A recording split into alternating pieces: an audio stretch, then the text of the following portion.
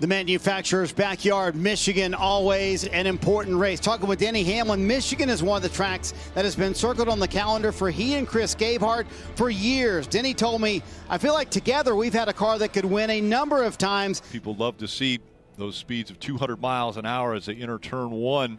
But right now, all of the cars are on pit road, and that is because a little bit of rain is passing through the area. The track is getting very close here at Michigan, so close that they have told the teams they can remove the covers from the cars, and the drivers will be called to their cars at 4:45. And the fans all on their feet, and this is what they've been waiting for. Green flag is out. We're racing in Michigan.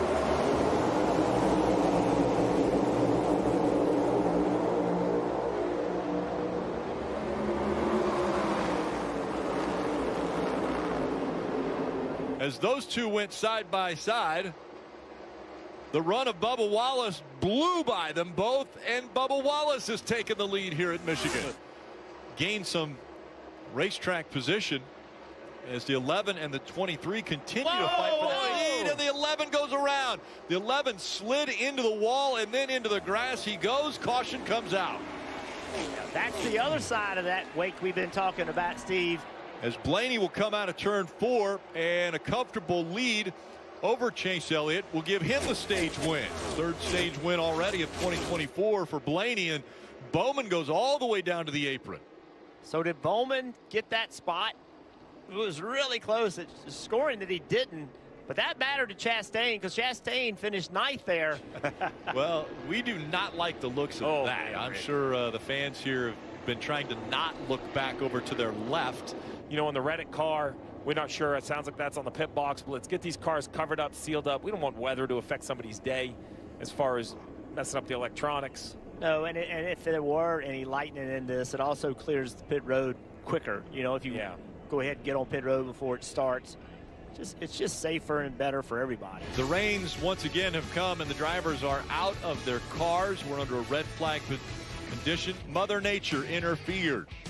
Cars all came to pit road. Storms came through, and NASCAR made the decision that they would postpone the race until this morning, and that's why we're seeing them rolling again, and they're about to make that choose decision again.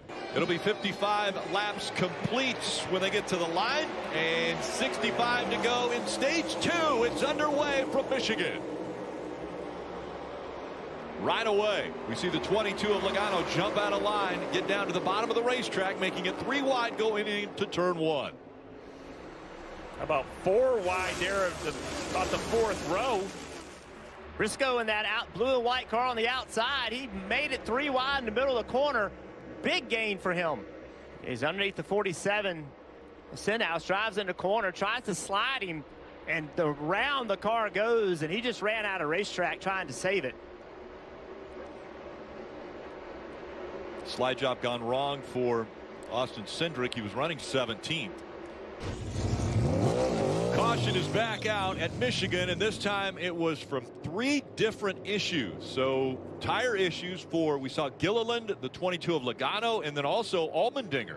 Yeah, it was crazy because it all happened at once. Right rear tires, it looks like on all 3 of them. Jeff, you and I were having a conversation. You know, this is a track where you use the rear air pressure to kind of get the car in a good aero position, let it squish down more. Dave, how about the entry to the pit stall for the 21 of Harrison Burton? It was a bit challenging this time, Rick. I don't believe he received any contact. Nonetheless, you watch the arrow there on the 21 of Harrison Burton. As he comes in and makes that hard turn to the left, he's also got to stab the brakes and get the car stopped. Make it, you're going to make it. Turning in right here, right here, right here. Stop. Whoa, whoa, whoa. In the box, pit it, pit it, pit it, pit it. Great job by Jeremy Bullins letting everybody know he was legal and go ahead and pit the car. Yeah, so big shove there coming from the 3 of Austin Dillon to Ty Gibbs.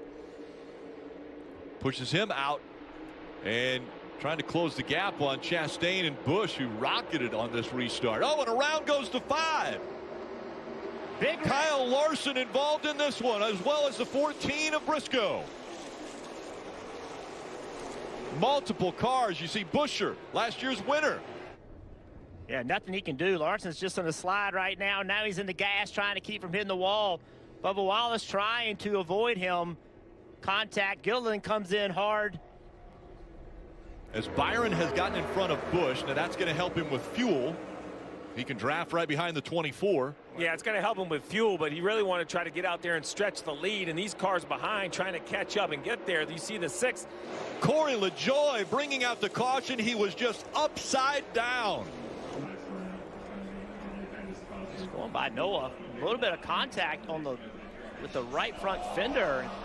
Car turned sideways and just flipped in the air. That is, quite honestly, that's just not acceptable. There's no way that a car, when it turns like that, should get up in the air that easy. And you see right there, slide, that gives you a great view of the whole underbody we talk about, the underwing, everything that people talk about for damage. And then here it catches the grass and a couple pretty violent tumbles. I mean, you said it, Rick, 3,000 pounds. It looks like a Matchbox car. The roof flaps are designed to keep these cars on the ground. That car left roof flaps up. Hood flaps are both up right here, which normally sets the car back down, not for the 7 of LaJoie, instantly in the air, flipping him onto his roof, a big slide on his roof, all the way down into the grass, Jeff. We haven't seen a car flip that quickly by itself in quite some time. So let's take a look at our virtual Toyota car, and let's talk about exactly these safety features and how they should work. I circled them in the replay. The hood flaps let the pressure out from underneath the hood. The roof flaps are supposed to lower the speed over the car. The right roof flap, when it opens, it's actually connected to a flap as well down in the diffuser for the underbody. Now, when the car gets straight backwards, this diffuser flap makes a big difference. The goal is to keep the car on the racetrack. But in this 7 situation, obviously it's going to be really looked at because it isn't what happened. So as we put this car into the kind of wind tunnel and show you what we're looking for, right, when the car spins around, it's the pressure under the hood that opens the hood flaps. It's the airspeed going over the roof that opens the roof flaps. And then right there you see kind of the red glow. And we're hearing from NASCAR and the AMR safety that the 7 and Corey LaJoie has been evaluated and released from the infield care center. Great news there. Done a great job at Joe Gibbs Racing.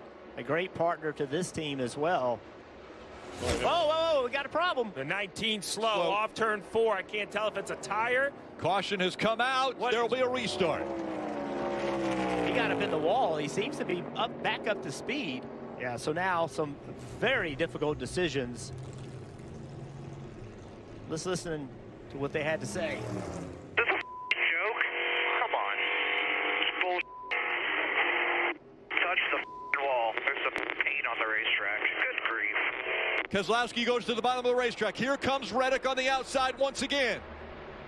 Reddick with momentum going down the backstretch, and look at him fan out behind him. Whoa! And around goes the 1. Ross Chastain spins into the inside wall. Caution comes out. Look at this. He is just behind on the steering, could never get caught back up. And that car tried to lift and actually set back down, which is what we'd love to see with cars spinning. One more set of turns.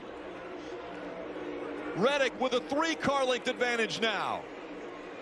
Pulling away as he comes out of 4. Tyler Reddick is going to win again. This time it's in Michigan. Hell yeah, Tyler. You are the man. How about that for improving some Michigan stats? And that team is going to start celebrating. And I'm sure this is going to be a very emotional win for Tyler Reddick, as his mentor, Scott Bloomquist, lost his life in an airplane accident earlier this week. The fans here at Michigan saw another great race, and we're glad that they stuck around here on a Monday to enjoy it.